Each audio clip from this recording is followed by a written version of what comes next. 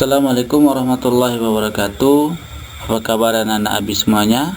Semoga anak-anak Abi semuanya dalam keadaan sehat-sehat semuanya. Nah, di sini kita memulai kembali pembelajaran IPA dalam pembelajaran 9. Materi dalam kehidupan sehari-hari. Adapun materinya ada dua, zat tunggal dan campuran, MB pemisah campuran.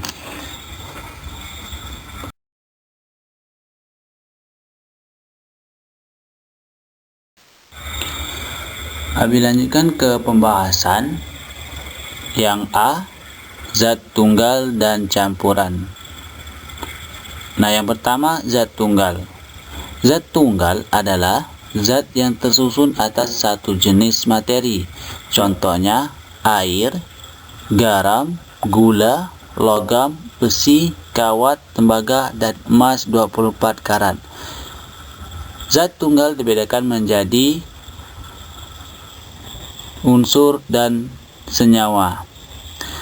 Yang pertama, unsur merupakan zat tunggal yang tidak dapat dibagi lagi menjadi zat tunggal. Ada unsur yang bersifat logam dan non-logam. Contohnya, unsur logam adalah emas, perak, besi, tembaga, dan aluminium. Contoh unsur non-logam adalah karbon, oksigen, belerang, nitrogen, dan hidrogen.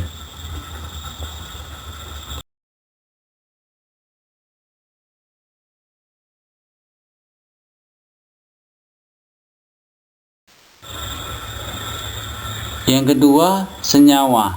Senyawa merupakan zat tunggal yang terbentuk dari dua atau lebih zat tunggal melalui reaksi kimia. Contohnya, air tersusun atas dua atom hidrogen H dan satu atom oksigen O, sehingga dapat ditulis H2O.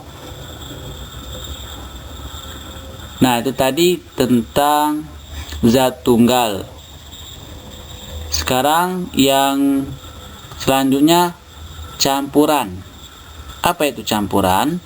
Campuran adalah zat yang terdiri atas beberapa jenis zat tunggal. Berdasarkan sifatnya, campuran dapat dibedakan menjadi campuran homogen dan campuran heterogen. Apa itu campuran homogen? Campuran homogen merupakan campuran yang menyusunnya tercampur sempurna. Contohnya, air sirup, campuran gula, sari buah, dan air. Yang kedua, campuran heterogen. Campuran heterogen merupakan campuran yang penyusunnya tidak tercampur sempurna. Contohnya adalah campuran air dan kopi bubuk, bubuk campuran air dengan tepung, dan campuran air dengan pasir.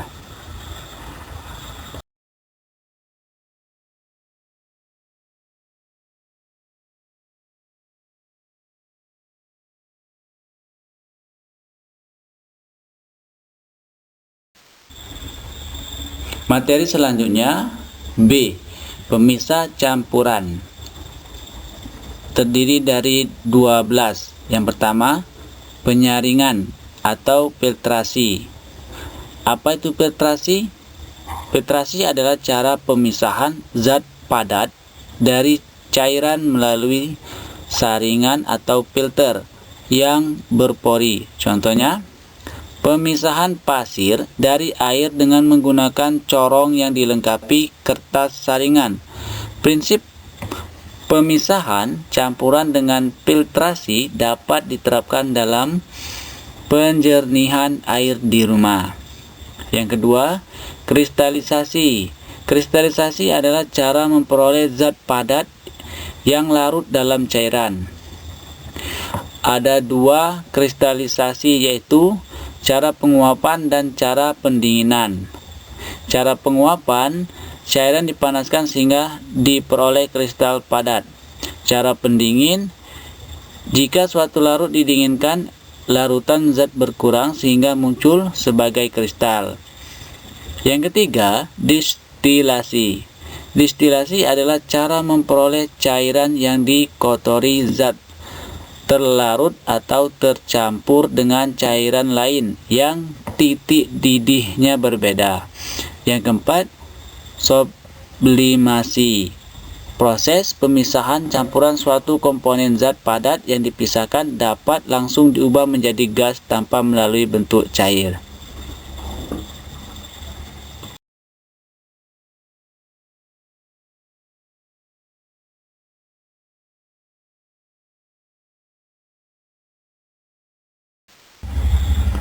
Lanjut yang kelima, ekstraksi atau penyaringan.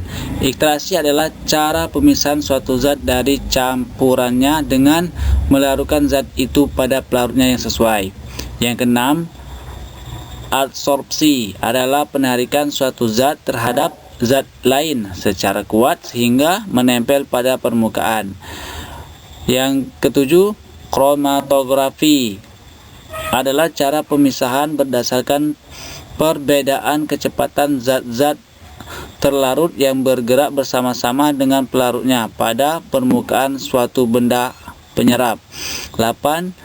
Pengayakan adalah suatu metode pemisah campuran untuk memisahkan pendataan yang memiliki ukuran partikel berbeda-beda.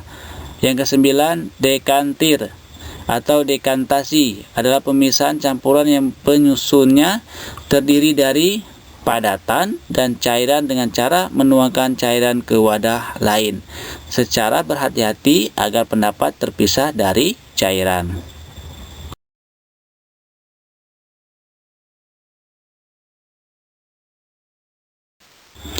Yang ke-10, sentrifugasi atau pemusingan adalah pemisahan campuran zat padat dengan zat padat atau zat cair dengan zat padat yang ukuran partikelnya berbeda dengan cara meletakkan campuran di atas piringan lalu diputar dengan cepat. 11. Corong pisah. Nah, campuran dua jenis zat cair yang tidak saling melarutkan dapat dipisahkan dengan corong pisah lalu didiamkan selama beberapa saat sampai membentuk dua lapisan terpisah. Nah, yang terakhir, evaporasi. Evaporasi metode yang digunakan untuk memisahkan zat padat yang terlarut dari larutannya.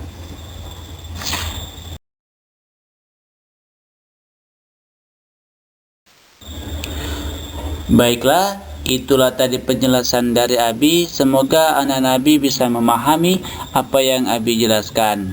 Semoga anak Nabi terus semangat dalam belajarnya.